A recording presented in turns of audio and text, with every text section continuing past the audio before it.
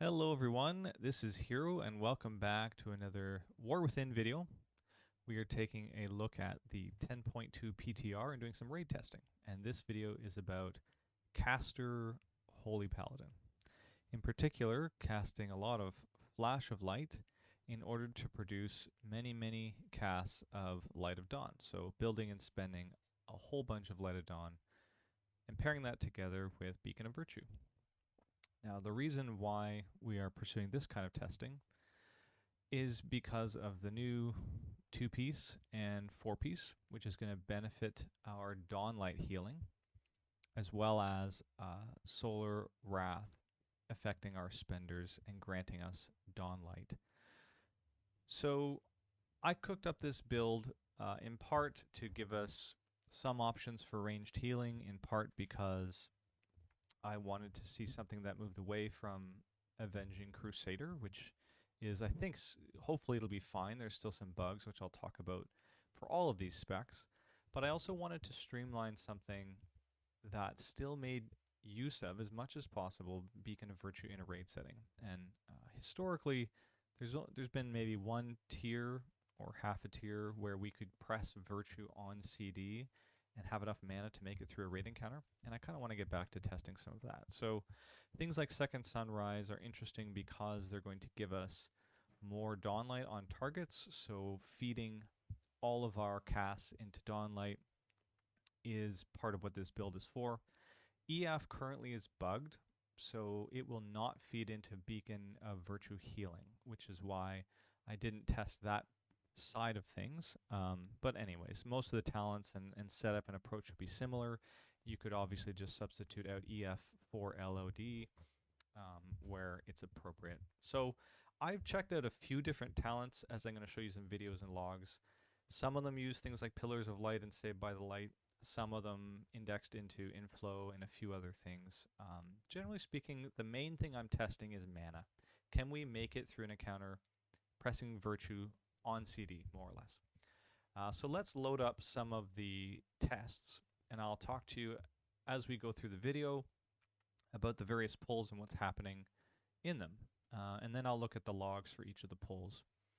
So this is the first boss we tested, and the one note I want to lay out here is that healing logs in general tend to be a little bit of a meme when you're assessing the strength of a class. Meaning, even though you look at details or I go and show you Warcraft logs later, throughput is always dependent on player skill, the size of the raid, how often people are standing in bad, sniping heals, that kind of stuff. And in a PTR, you're getting a lot of those variables compounded on one another. People don't know the pulls. Some classes are going to snipe heals a little easier, like you can see here, the Evoker. Some of them are just in a broken state, like we are, with respect to our abilities, like EF not going into Beacon, and I think LS being bugged a little bit as well.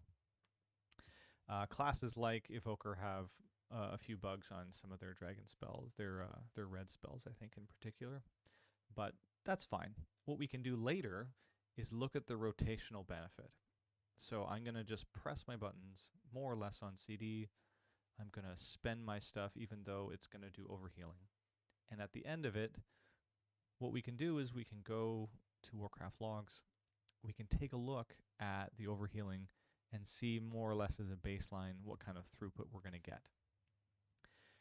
In practice, Virtue gaming tends to be CD oriented, and it's a 15-second timer, of course, but you're building around a window. So the gameplay itself actually lends itself to holding for damage moments, and in the testing I did, more often than not, I did not hold my CDs for those moments. And the reason, as I just mentioned, was I'm really fixated on seeing how much mana we'll have, and you can see it ticking away there on the left side, 60% right now, as we go through the fight. And that's really important to me because if we get a good baseline for mana, we can kind of do a proof case for this build, and then you can go to each encounter and you can say, okay, for the beginning of this fight, you're going to want to hold your Virtue for the first 10 seconds and then fire off your combo. You know, Light of Dawn, Holy Prism, Light of Dawn, Holy Shock, something like that. Or the next one is Your wings, Holy Shock, which fires 3, Light of Dawn. Holy Shock, another 3 goes off, Light of Dawn, and fit that into another virtue window. And holding your virtue or holding your toll or holding your Holy Shocks for those burst moments becomes a lot easier to plan out once you are into normal raiding and all that kind of jazz. But it would be useless to do that if the baseline strategy of pressing virtue on CD did not work at all. Like if you after 2 minutes, then there would be really no point in going any further, and there'd be no point in showcasing this or talking about casting Holy Paladin, because in the end, it's not even close to viable because you can't really press the buttons. Here you can see we're at about 35% doing this ability. I do end up using mana pots, I believe, in most of these pulls. And then what we do is sometimes we weave in offensive Holy Shocks on the boss, which is more or less mana neutral, not quite, but it's cheaper because we get the 50% from the talent back.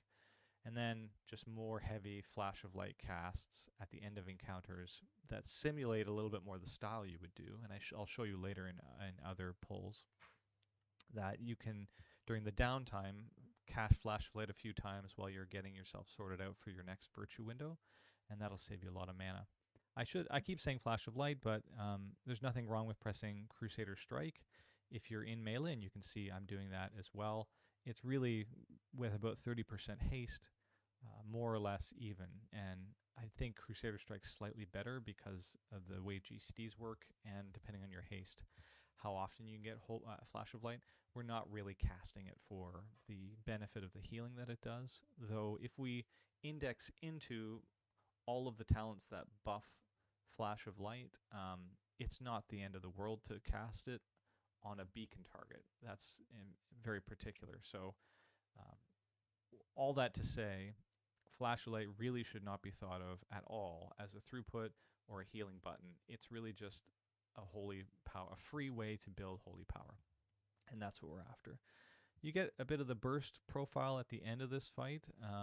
In this fight, you have this phase where you're getting pulled or sucked toward this gateway, and I think on this pull, we die, I think, at 3%, so we can pull again, or maybe this is the one where we kill the boss. I can't quite remember, but I'll show you a couple of logs after this gets completed and talk about the breakdown for this ability, or excuse me, for this boss.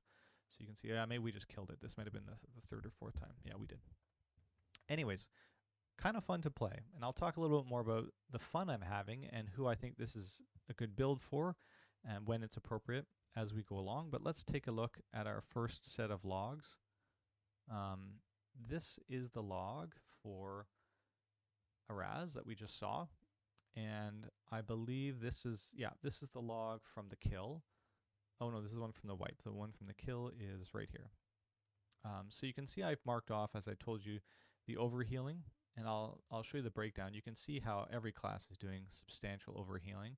If you went to the logs and details, you would see one of the holy priests would be ahead, and then it would be the evoker, followed by the monk, and then myself as it goes. But the overhealing tells you a different story about the throughput. I was consistently getting 5.3 to 5.5 raw HPS, million HPS. And here's what the breakdown looks like.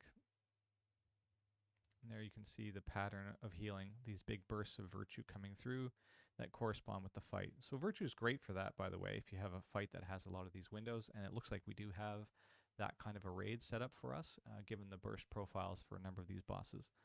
Look at the Dawnlight healing. So this is happening as a result of pressing Light of Dawn, and when Light of Dawn goes off, and we're sometimes getting multiple Light of Dawns because of the Herald talent tree, we are producing Dawnlight. Also, we get extra ones from our 2 and 4 piece.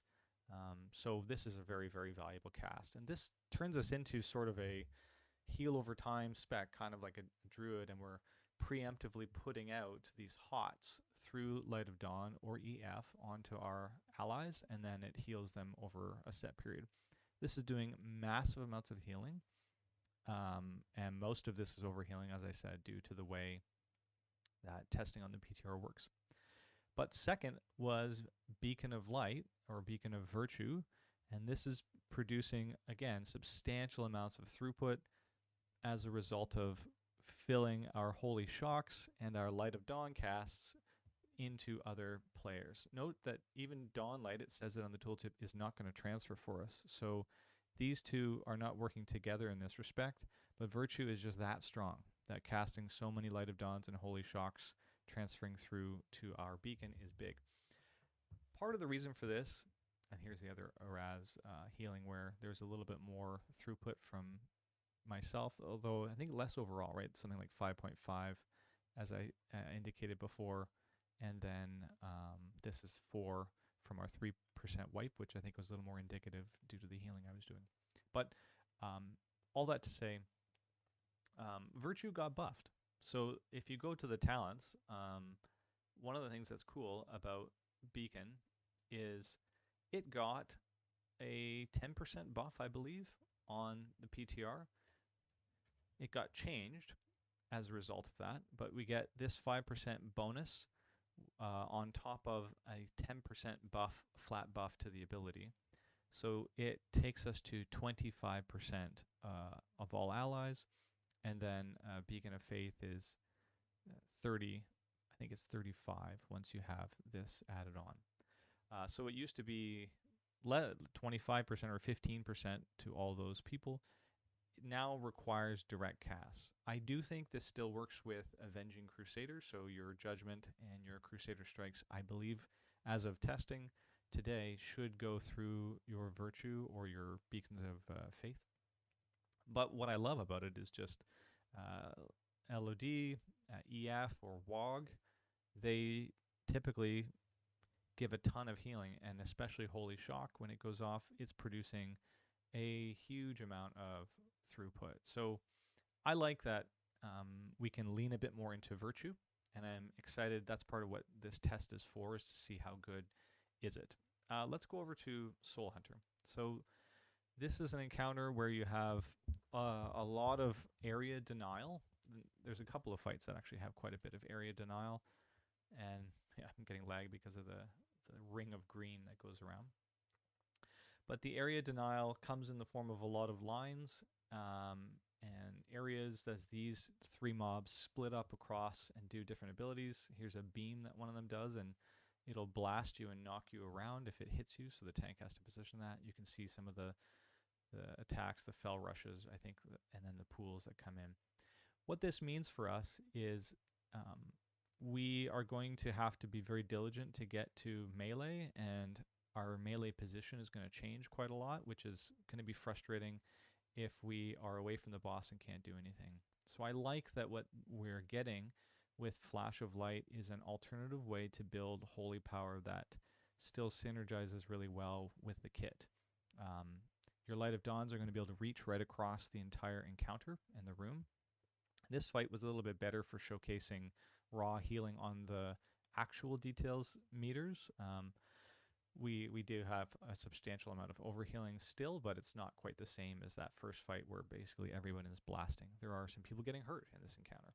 But you can see here I'm trying to find an ideal spot so I can still Crusader Strike, but as the fight goes on, there's a portion where you get sucked into the middle as well. You'll see that the area denial becomes significant, and being able to cast from range makes a big difference. This is going to be very true for Fractillus as we go forward, and I'll explain a little bit more when we look at that encounter. But just so you can see, I'm still able to shock and dawn, and you can hit the boss here, but all of my friends are spread, and one of the big problems typically for Light of Dawn is this spread healing. If people are away from you, is really bad, and so if you're not getting the Crusader Strike stuff out of your Avenging Crusader cooldowns, and people are spread and you can't Light of Dawn, you have to use EF. It can be difficult to hit the right targets. So I'm sure that Blizzard's going to fix all this, and being in melee will be fine, and I think Lightsmith will be an excellent build as well. But for those who are interested in something a little more streamlined and want to play somewhere where you can stand and cast a little bit, this build works really well. And I think its throughput is going to be fine for most encounters. You can, again, substitute in EF once it actually works with Beacon, and it'll do the same thing. But for the purposes of our test, you can see here we're getting down to the 25% range. So it's a little more taxing on our mana. And that means that I think I do actually hit the bottom here, and I have to change my playstyle slightly, which is great, because it got to the point where I could see my actual test. This fight went something like 6 minutes, something close to that, 5:45, I believe, before we wiped it up in order to fight the boss again. We did kill this one, I think, in about 6 minutes 40, something like that. But you can see how my mana is tracking down. The boss is at about, 40% there. So I'm not necessarily doing a good job of managing it, and that's okay. We still have things like Blessing of Winter. We still have other casts we could be doing, so holding Beacon of Virtue for other moments and planning around those kinds of things. But I like that this test for me was a good one for our mana base to see, can it last. It's likely that we'll be able to make use of some kind of sitting potion, or you might have the opportunity to get a druid to give you Innervate, or you get an Evoker's Blessing, the magic one, that gives you substantial returns. But we're also getting mana back from pressing Lay on Hands. It's 5%, which ends up being something like 500,000 mana over the course of a fight. Obviously, when we Holy Shock a friendly unit, we get Reclamation healing. And there's a few other things, like Liberation can help us a tiny bit. It's not that significant, but you can see we basically bottomed out. We got down to the bottom of our mana pool at about 3%. So not a bad test, but again, instructive. I'll go over to the logs and you can see how this one broke down. So this was Soul Hunter. You can see again the general breakdown versus the overhealing we're doing. So we're actually punching out pretty good raw HPS. And I'll just show you the resources for that fight, because as you saw, we ran out of mana, and you can see where the mana goes and what you're looking at. So around the 4.5 minute mark, we didn't use a potion here, right? So if this had lasted maybe another 30 seconds, then we would have needed a potion probably around the 5 minute mark to make sure that we got there. I guess I must have run out of potions, but you can see what we're generally speaking getting back. If we cast one more Lay on Hands, we get another bit, 250,000 back. If we got another Blessing of Winter, that's 750,000. And then Reclamation would probably have produced a little bit more.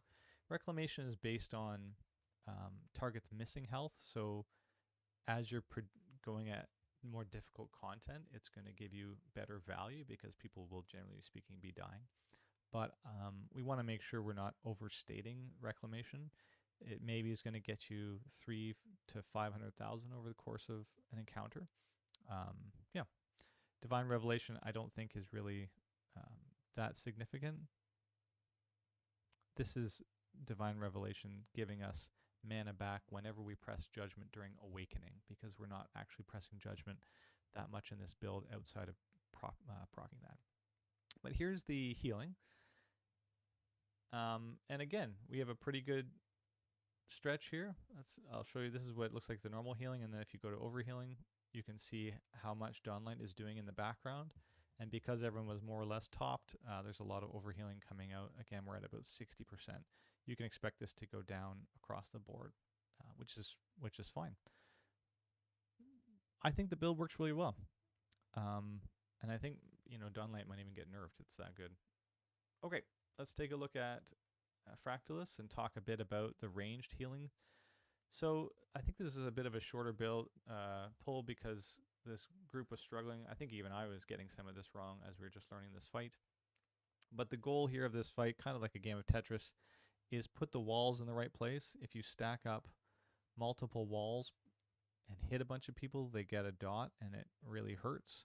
You can see here we're healing through quite a difficult section because of the way people have stacked the walls. But the goal is to evenly spread those out and then stack these white lines in front to break through the walls.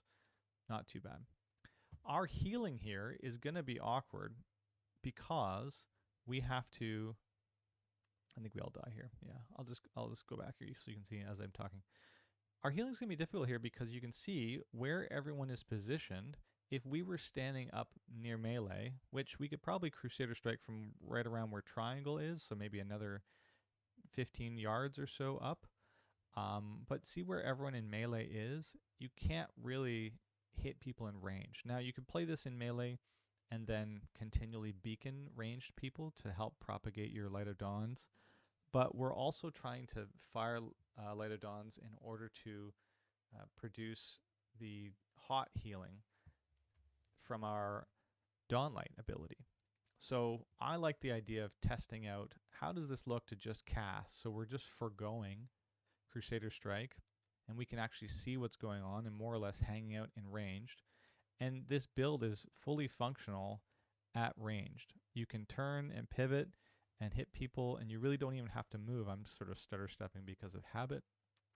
But you can cast to build up and then fire off your Light of Dawns and build this way. And it really is the same whether you were in melee or not. So that's the reason I'm giving it a name, Caster Paladin, because you could be in melee and use your Crusader Strike, and you could use your Hammer of Wrath if you want during wings, because it's also cheap. It's about 15,000. But you don't need to. You can be out here. You can use all your CDs from ranged. You can hit people up from 40 yards. See how my beacons are there on the melee, so they're getting topped off from the dawns and shocks I'm doing for anybody, and I'm getting full mastery value for pretty much everybody in the raid because of where I'm standing. All really interesting things to consider when you're looking at a build. Also, you're basically a turret just firing Light of Dawn, so aiming is really reduced. You can just shock people. You don't have to be too worried, though I think once EF gets fixed, you'll want to target and EF people as well. But for the most part, the flash of light doesn't really matter who it goes on. You could probably macro this to yourself, like cast at player, because all you're really doing is pressing a glorified Crusader Strike. The healing from flash of light's not significant enough for it to matter. But if you just think of it that way, every time you macro it to yourself and press flash of light, no matter where you are, you're building that holy power to fire off at your enemies. And I'll go over to the logs and show you how this was a smaller breakdown, so I apologize that there's not as much data on this one. We did do quite a few pulls on Fractillus, but people weren't getting it right, and yeah, so I don't have a ton of data for this except to show you the style that allows you to play at ranged. But this was one of the better ones in terms of the throughput, though this is only representing about 1 minute and 20 seconds. And it's showing you when people screwed up. So the numbers are inflated, obviously. But just so you have a sense of, again, where the healing is coming from, you have a significant amount of throughput coming, again, through Dawnlight. This is just because of how many Light of Dawns we are firing off. So Light of Dawn hit 130 times, and that produced 2,200 ticks of Dawnlight, which is amazing. So yeah, anyways, this is a pattern that you'll see. Also, we have pretty good uptime on Sun's Avatar. Again, 1.5 minutes, so we're within CDs. Don't take this too religiously. Holy Shock. The one thing I will note is I started to transition to Saved by Light and Pillars to test here, and they did better as we went along. My Holy Shock usage can go up in my testing on the PTR. Otherwise, I'm looking to get something like between 17 to 19 spenders per minute, casts per minute of Light of Dawn or EF. And I'm looking to get a similar amount, maybe something like 15 or 16 casts of Holy Shock per minute, which is very doable. If you have some mana help, after about 7 minutes, that becomes untenable if you're pressing Beacon of Virtue on CD. But those are the targets that we're trying to hit, and you can look at raid logs to see that in general for all the other builds, you're getting about that many casts per minute, 17 or so Holy Shocks per minute, and maybe something like 18 or 19 spenders per minute. We can afford to be under that in this build because we're also pressing Virtue. So not just because we're waiting for Virtue windows, but because that's an actual CD we need to press so many times, and it fills up the GCD requirements, which means less Holy Shocks, etc., etc. But in general, you can see that the more Holy Shocks, which is basically the lion's share of the expense in this build, the quicker our mana is going to drain. But that's okay. All right, let's take a look at Nexus King. Here is this fight, and I think, oh yeah, I need to press play. So I had recorded 2 pulls here in a row, and here's the second one as we get started. This is nice. We didn't get too far in this encounter either, but again, it's nice because this is a smaller group. You can see that I'm still pressing Light of Dawn because EF is bugged, but you would definitely be using your Holy Power on EF instead of LoD in an encounter with this many people. Fine. But just for testing purposes, I wanted to see where we're at. I'm still kind of getting used to this build, and I'm getting used to this encounter, so I'm not targeting as well as I would like. My mouse would normally be, my UI is a little different on live versus PTR, but I would be casting far more targeted Holy Shocks rather than just firing the button off. So my mouse would be down over the raid frames to snipe people and make sure they're okay. But in general, I was just trying to get the rotational pieces down and actually press the buttons so I could do the testing for mana. Not too bad though. We're getting good use of Holy Shock, and more often than not, good uses of Virtue windows. So we're getting a lot of high value casts within our Virtue windows. That's very easy to do in this build because of how many good buttons are usually ready to go, Light of Dawn or EF, and then because of Holy Prism, we're getting another free cast of Divine Purpose. So that one's also buffed, and that usually can go into our Virtue window as well, all on low CDs. And then whenever we press Avenging Wrath or whenever we press Divine Toll, our next Holy Shocks are going to give us additional copies. Those are really nice. They can feed into Virtue in a lovely way. Anyways, this fight has a couple of phases to it. I think we got basically this far before most people died. Here, again, at a distance, we can still make use of long distance LoDs. We can still cast from a distance our Holy Shocks, or we can build with Flash of Light while being away from the boss and doing any encounter. And yeah, I just like that this test, more or less, gave me confidence that this build is manageable from a mana perspective. You're going to have some long fights in this raid where you'll have to measure yourself and maybe not use Virtue all the time. But in general, I think I've seen enough evidence to suggest that you're not going to have a game-breaking mana problem pursuing this strategy. Here's the breakdown. Again, no surprise, Light of Dawn is up there.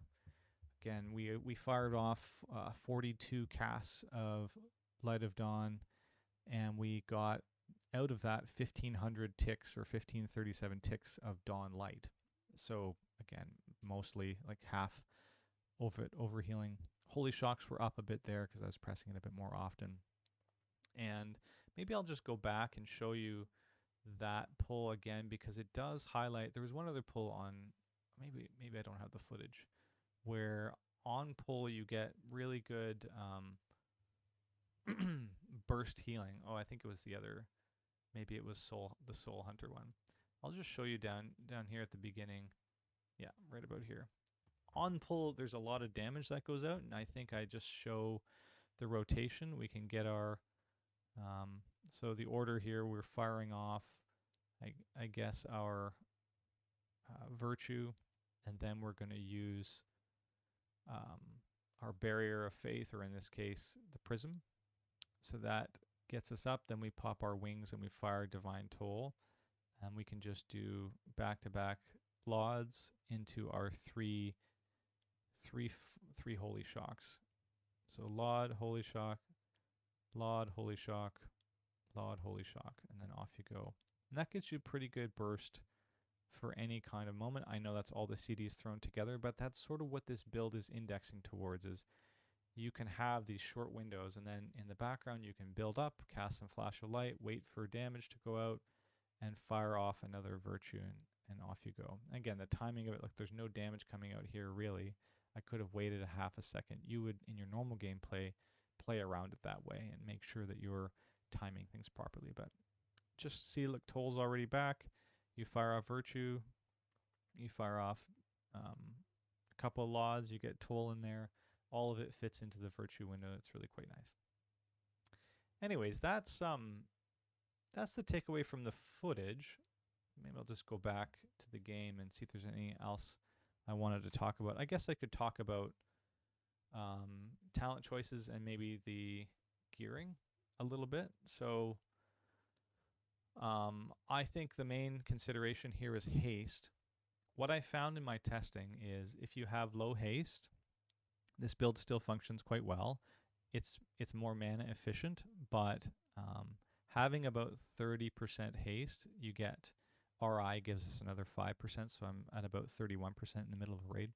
But having that haste makes a very smooth building window. So if you think about your build as having these windows where you're building up to 5 holy power and then firing off your virtue and spending, and going bang, bang, you know, within the window, getting off all these abilities, and then you're back to kind of a building window.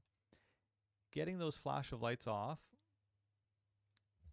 takes some casting, and you know, if it's a 1.3 second or a 1.5 second cast to get your flash of light off, you'll feel that, and you can obviously supplement it with Crusader Strike cast, so that can help to ameliorate that problem. But in general, the better your haste, the more you can fit into your burst window, and the quicker you can build back to be ready for the next one in these little moments when you're dodging something, cast a couple flash of lights, then you're ready to go, and then virtue, and then off you go again.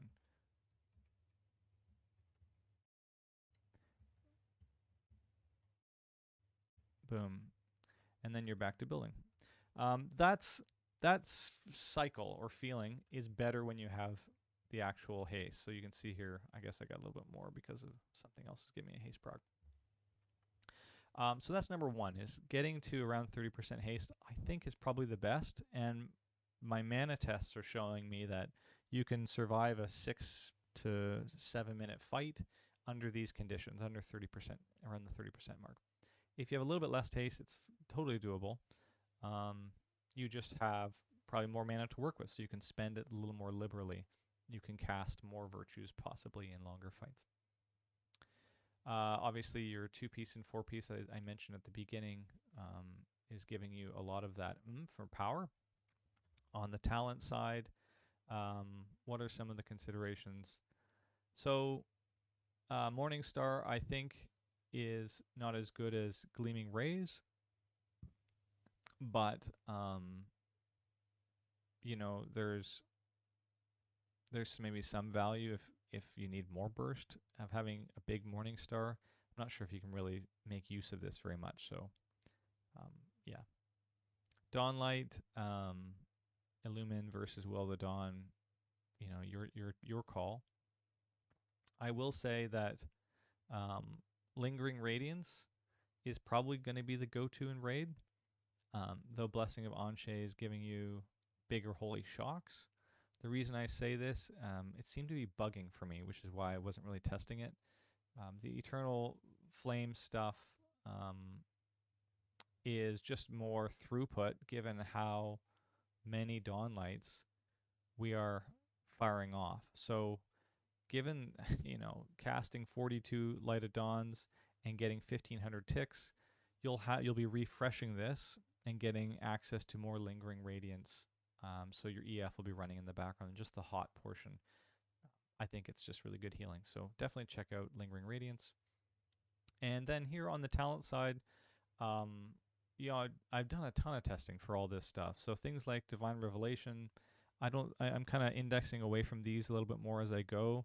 We got to find other things to fill it in with. I don't really think Divine Favor is worth it because we don't really care that much about the cost of Flash of Light.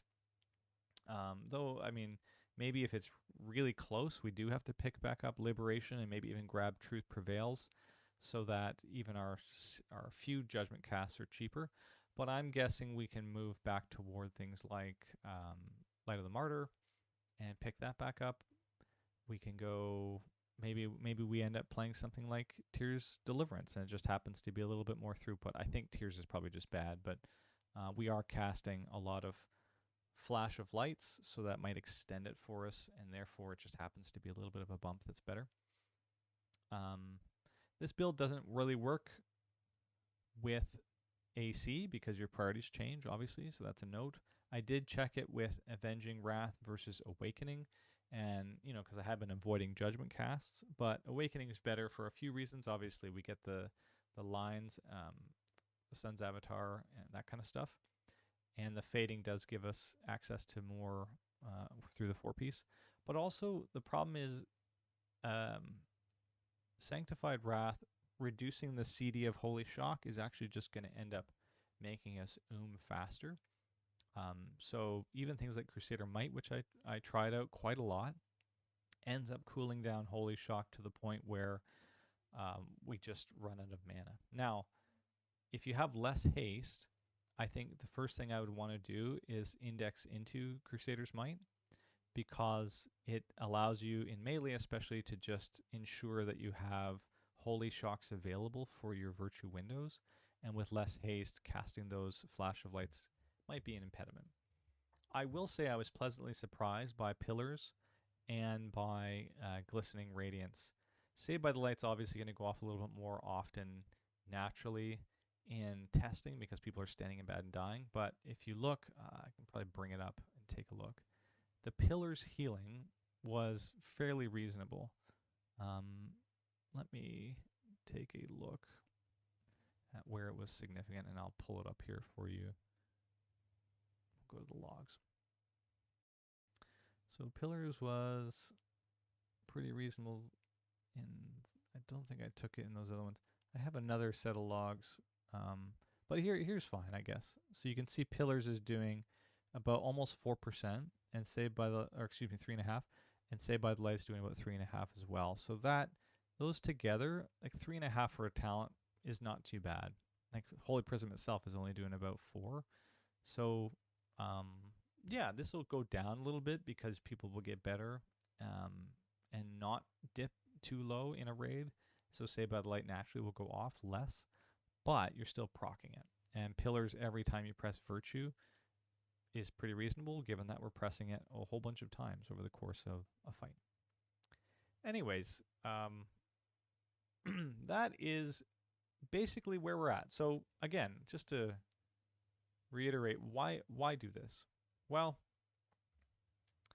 if you don't like Avenging Crusader, and if you want an option for being at ranged, and if you don't mind casting a little bit of flash to build holy power, and if you really like the power that comes from Virtue, which I think is really here in terms of raw healing that you're getting, this is a really comfortable way to make use of it. You can stand at ranged, you can blast, you can be way out here and still do your rotation, and the whole time, a lot of it's instant still, right? You're just doing a ton of healing, so you can be really wherever you want. It's target, it doesn't really matter. You're just a throughput bot, and you can fill and snipe and do triage healing with your Holy Shocks.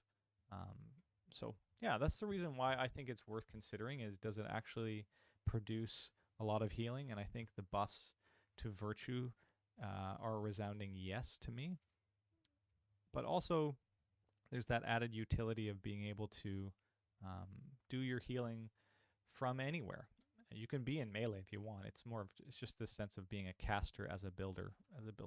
So if you like it, let me know what you think in the comments. If you have questions, I can try to answer them for you, but oh, that's not good. Thankfully we live. I've fallen off there enough to know that you survived that fall. Thanks for watching, guys, and we will see you again for the next one.